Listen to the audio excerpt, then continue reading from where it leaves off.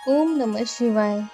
आज की वीडियो में हम लोग सुनने वाले हैं सावन सोमवार की व्रत कथा। अगर आपकी कोई मन्नतें पूरी ना हो रही हो या फिर तमाम प्रयासों के बावजूद आपको करियर में सफलता ना मिल रही हो या जीवन में कोई परेशानियां चल रही हो, कोई दिक्कत हो, तो इस बार सावन सोमवार का व्रत करके यहाँ बताई गई व्रत कथा का पाठ करें। मान्यता है कि सावन सोमवार के दिन अगर व्रत रखकर इस कथा का पाठ किया जाए तो आपकी मनचाही मुरादें पूरी होती हैं। एक साहूकार था जो भगवान शिव का बहुत बड़ा भक्त था। उसके पास तो धन धान्य की कोई कमी नहीं थी, लेकिन उसकी कोई संतान नहीं थी। क्योंकि वह शिव जी का बहुत बड़ा भक्त था और वह अपनी संतान प्राप्ति की कामना को लेकर रोज शिव जी के मंदिर जाता था और दीपक जलाता था। उसके भक्ति भाव को देखकर एक दिन माता पार्वती ने शिव जी से कहा कि प्रभु, यह साहूकार आपका अनन्य भक्त है, इसको किसी बात का कष्ट है तो आप इसे जरूर दूर करें। शिव जी बोले कि हे पार्वती, इस साहूकार के पास कोई संतान नहीं है, वह इसी बात से दुखी रहता है। तब माता पार्वती कहती हैं कि हे ईश्वर, कृपा करके इसे संतान का वरदान दे दीजिए। तब भोलेनाथ कहते हैं, हे पार्वती, साहूकार के भाग्य में संतान का योग नहीं है। ऐसे में अगर इसे संतान का वरदान मिल भी गया तो उसकी आयु केवल 12 वर्ष रहेगी। यह सुनने के बाद भी माता पार्वती ने कहा, हे प्रभु, आपको इस साहूकार को संतान का वर देना ही होगा, अन्यथा भक्त क्यों आपकी सेवा पूजा करेंगे। माता के बार बार कहने से भोलेनाथ ने साहूकार को पुत्र का वरदान दिया, लेकिन यह भी कहा कि यह पुत्र केवल 12 वर्ष तक ही जीवित रहेगा। तब साहूकार यह सब बातें सुन रहा था, इसीलिए उसे ना तो खुशी हुई और ना ही दुख हुआ।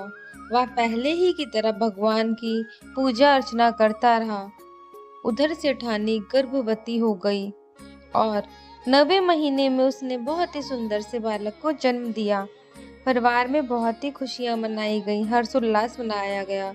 लेकिन साहूकार पहले ही की तरह रहा और उसने बालक की 12 वर्ष की आयु का जिक्र किसी से भी नहीं किया।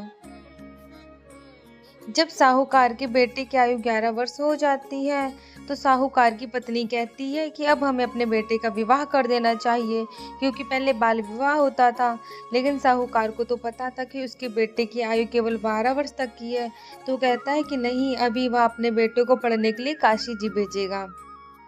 तो उसकी पत्नी मान जाती है। उसके बाद वह उनके मामा को बुलाते हैं अपने बेटे के और कहते हैं कि इसको काशी लेके जाइए और रास्ते में आप जहाँ भी रुकिएगा वहाँ पे यज्ञ करते हुए जाइएगा, ब्राह्मणों को भोजन कराते हुए ही आगे जाइएगा। तो इसी तरीके से मामा जी कर रहे थे। अब वो जिस रास्ते से जा रहे होते मामा जी, वहाँ पे एक राजकुमारी का विवाह हो रहा था और जिस राजकुमार से उस राजकुमारी का विवाह होना था वह राजकुमार कान्हा था। तो जो राजकुमारी के पिता होते हैं, राजा होते हैं, वो दिमाग लगाते हैं कि बेटी अगर कान्हे राजकुमार को देखेगी तो शादी नहीं करेगी।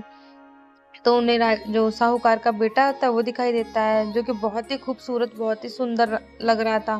वह किसी राजकुमार से कम नहीं था।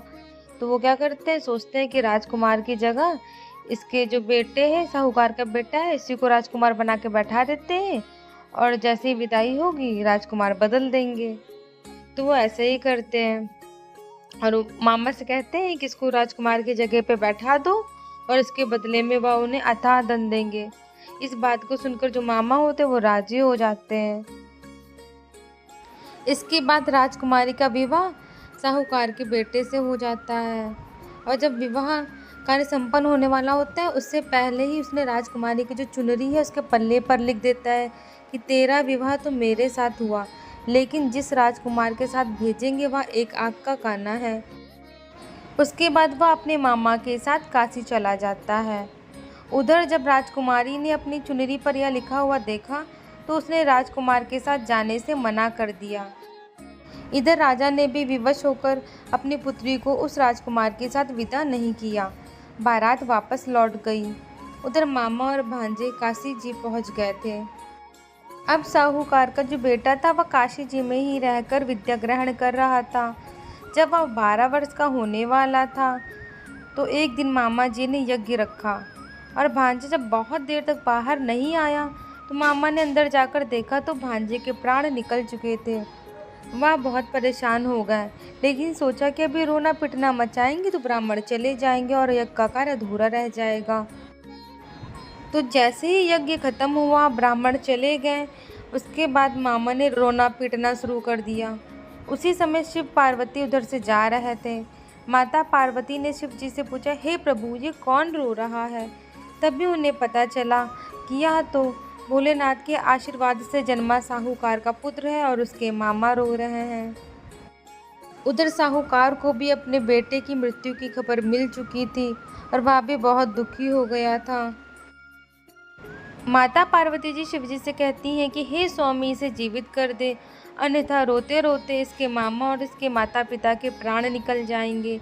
तब भोलेनाथ ने कहा कि हे पार्वती, इसकी आयु इतनी ही थी और वह भोग चुका है। लेकिन माता पार्वती के बार बार आग्रह करने पर भोलेनाथ ने उसे जीवित कर दिया। लड़का ओम नमः शिवाय करता हुआ जी उठा। मामा भांजे दोनों ने ईश्वर को धन्यवाद दिया और अपनी नगरी की ओर लौटे। रास्ते में वही नगर पड़ा और राजकुमारी ने उन्हें पहचान लिया।